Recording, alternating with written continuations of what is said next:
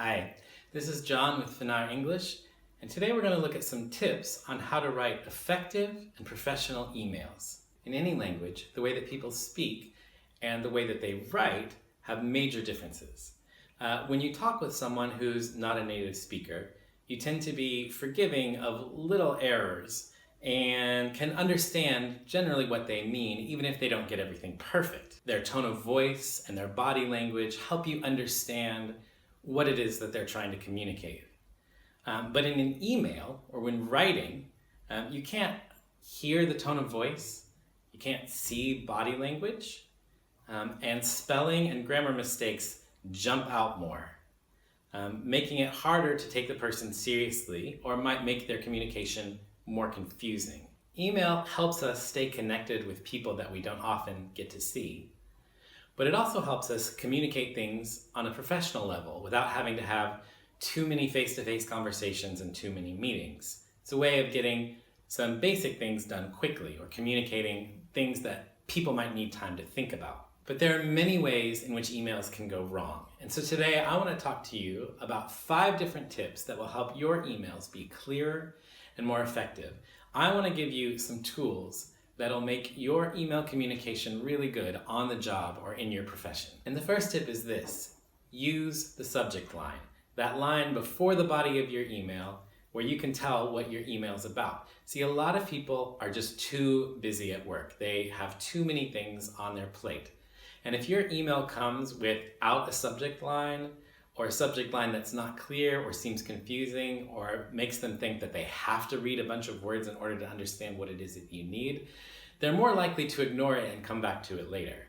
But if you have a subject line that's really, really clear, that communicates clearly what the email is about, it gives the impression that you're being professional, that you're trying to get a job done quickly, and it might be something that they can respond to quickly. So let me give you some examples.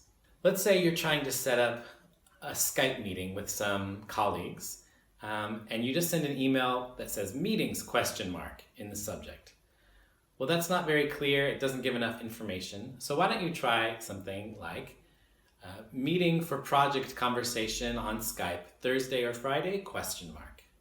Then they know that in your email you're talking about the meeting that you're supposed to have, or the conversation that you're supposed to have about the group project, and you're giving some options, and they can just click on it, read your proposal, send back an answer, and be done with it in a minute or so. That email is more likely to be opened. Or another example, if you've ordered something from a company and you need to write them an email to ask a question about the order, in the subject line, just put question about order 24601. That way the person looking at it goes, oh, there's just a question here about this order. I can pull up the order before I even open the email. They're more likely to respond to it quickly. So in your subject lines, be short and specific. The second tip that I want to give you is to give the appropriate greeting at the start of your email. When dealing with a work email, you want to start the email with the greeting that comes across as friendly, yet not too informal. You don't want to say anything like, hey, what's up? Or yo. Having no greeting at all will come across as rude. So it's best to maybe start with a simple hello or hi, followed by the person's name in the beginning of your email. So for example, hello Emine, how are you? I wanted to write you about the proposal that we're sending you. Something like that. Simple, friendly, but not too familiar. Now, if you've never met the person before, or the person that you're writing is someone who's above you, they have more authority in the company or have more influence, then it's better to start a little bit more formally. Instead of calling them by their first name, use Mr. or Miss and their last name. So, hello, Mr. Smith, and then the text of your email. And if you're writing someone in a company and you don't know their name at all, a good phrase to know is, to whom it may concern. So for example, if you're writing the customer service at a particular company, you don't know the name of the person who works in customer service, but you had a question about something that happened, you would write, to whom it may concern, I'm writing about the issue that we had, and so on and so on. The third tip that I want to give you is to keep your emails short. This applies to both the length of the email and the length of the sentences. If you're writing to someone that you know or have some sort of relationship with, it's okay to have a little small talk at the beginning. Hi, Amine, it was great seeing you last week. I hope you're doing well. I hope your test went well. I'm writing today about, and so on. So a little bit of informality, but then get to the content of why you're writing. Don't ramble on or include too many options. Say what you need to say briefly and quickly. Some emails might need to be longer because you're explaining a lot of different things related to the subject that you're talking about. It might include a lot of information so that the person understands all of the information they need to help them make a decision. So even if the email has to be long, there are ways to make it feel short and feel more readable. One of those ways is to use short sentences instead of long, complicated sentences. Long, complicated sentences mean that the person reading it might have to reread it once or twice in order to understand fully what it is that you're saying.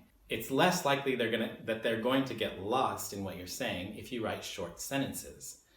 Another way to make it easily readable is to have it as short paragraphs. That is, put spaces between your paragraphs to break it up visually as they read it, and keep the paragraphs short. This can make a longer email still feel brief and easy to read. Now, the fourth tip that I want to give you is to avoid forwarding emails and hitting reply all. Make sure that you're sending your email only to those people that need it. Okay, so for example, if I'm the boss at a company and I have a question that I need an answer from everyone, I can send out a mass email asking this question. But only I need to see the answers. If everyone hits reply all, then everyone's getting 20 or 30 emails that they don't need. Even if you receive an email that's to a lot of people, make sure you only reply to the people who need to hear your response. You don't want to be annoying. So before you send an email, check the sending line just to make sure that you're sending it to the right person and only to the right person. In the same way, forwarding emails has its risks. A lot of companies put filters on their internet service so that forwarded emails don't come through or go straight into a spam folder. And this is because forwarding has been abused. People sending each other useless emails, joke emails, things that aren't needed at work. So what I do is this. Let's say that I receive an email that has information in it that I need to pass on to a colleague because they need to help me make this decision or they're part of the same project. First, what I do is I edit the subject line to make sure it doesn't include the FW : to make sure it doesn't say forward. This is going to keep it looking suspicious. It's going to keep it out of some of the spam filters, and it's generally going to be helpful. Second, I also go through and I delete all of the unnecessary information, all of the computer coding and addresses and all of the stuff that appears when you forward something. Or if the colleague just needs to see part of the email, it might even be quicker just to copy and paste what's necessary and send it in a fresh email instead of forwarding. This ensures that the information that you're wanting to send gets where it's supposed to go without the distraction of it being a forward and the risk that they're going to look at it, think it's unimportant, and just delete it. My last tip is that I highly recommend that you proofread your emails. I'm recommending that you go back over your emails looking for spelling errors, grammar mistakes, proper punctuation. These are important things that, if done well, help your email feel professional and well thought out.